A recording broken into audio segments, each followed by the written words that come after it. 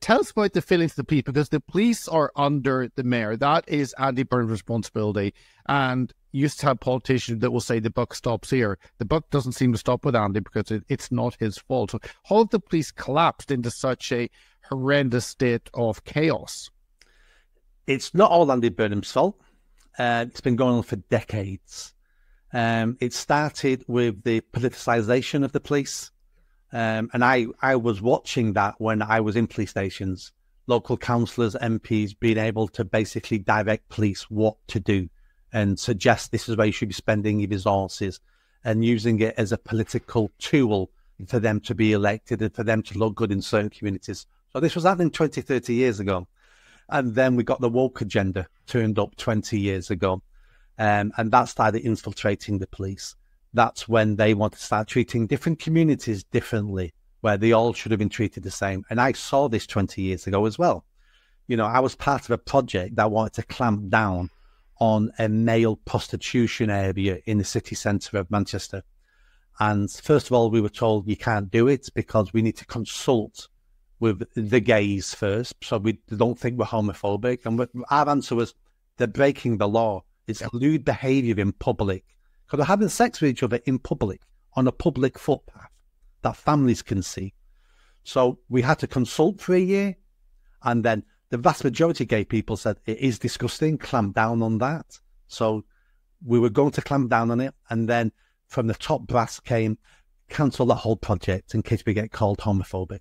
So we allowed a particular community to carry on breaking the law in case we got called hurting names by the press. And that was 20 years ago. It's got a lot worse since then. So now the police across the country care more about hurting words, about pronouns. You can't read the Bible on the streets. In the UK now, in case someone finds that offensive, you can be arrested. You misgender somebody, you can be arrested. You can have the police knocking on your door for hurting words on Twitter and Facebook. All these things have nothing to do with the police. Absolutely nothing. And if I'm elected mayor, this stops day one. I can't change the law, but what I can do is deprioritise certain crimes. And the woke nonsense will be deprioritized all the way to the bottom. It will still be on the statute books. It still will be illegal, but we'll have no time to investigate any of those crimes because we'll be looking at violent crime and knife crime and sex crime. So that started infiltrating the police. And then the police, over many decades now, 50 years, I'd say, have started reducing the recruitment standards. So we started reducing the physical recruitment standards so we could have women join. So then we got weak men as well joining. And then we started reducing the tests you take so we could get migrants to join, or they couldn't speak English. So we started reducing the English tests. And we started just reducing, which means at this moment in time in the UK, a criminal with a criminal record can join the police. How mental is that? We've got people who can't speak English joining the police. We've got people who are not, who weren't even born in this country joining the police. Anyone can join the police now. That's why the level and competency of our police officers is at an all-time low. I've had police officers speaking to me off the record in Greater Manchester saying to me, Nick, if we can sack 15 to 20% of all police officers in Greater Manchester overnight and do not replace them, Greater Manchester's performance will improve overnight because we're spending so much time sending good officers to correct the mistakes of poor officers. And they say we're doing it all the time. 15 to 20% of police officers, according to existing police officers, are so poor they should be kicked out of the job on day one. So I'll be ramping up recruitment and the standards to be a police officer. And lots of these things, to get promoted in the police, at the interview panel, you've got to come up with a new idea. And that new idea usually has to be based on wokeness. So if you have an idea about how you can engage black, blue-haired lesbians in wheelchairs who have Maori face tattoos, well, you're a sergeant now, you're a chief inspector now. That's an amazing idea.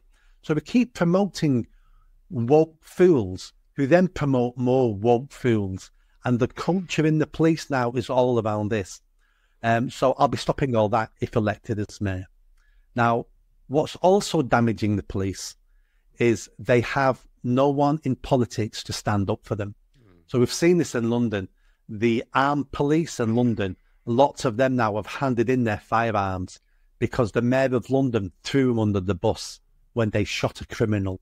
And the press went, oh, they should have shot him in the shoulder. They should have shot the gun out of his hand like they do in Westerns. But believe me, when you've got a known criminal who's got a violent history and is known for having guns on him and shooting people, and you're face to face with him and you pull your gun and he doesn't do as he's told, you've got a micro split second to make a decision. And they shot him. And now the mayor's throwing those officers under a bus. Disgraceful. So as Mayor of Greater Manchester, I'll be protecting my police officers. If they break the law, we'll be sacking them. So I'm having no poor officers. But if you do something in your job, well, I'll be supporting you. I'll be protecting you from the press. I'll be protecting you from the race baiters and the grifters. I'll be protecting you because the buck has to stop somewhere. And because I'm a big promoter of personal responsibility, it has to stop with me. I will give the police the confidence to do their job, and make no bones about it, their job is to hammer criminals. And we're going to go back to that. If you like that video, don't forget to subscribe to the channel, hit that notification bell and comment. And if you like what I'm saying about running for Mayor of Greater Manchester, then stick around. Tell your family, tell your friends. The only way I'm going to have a chance of winning is a grassroots movement. So be part of that movement and hit that bell. Thanks.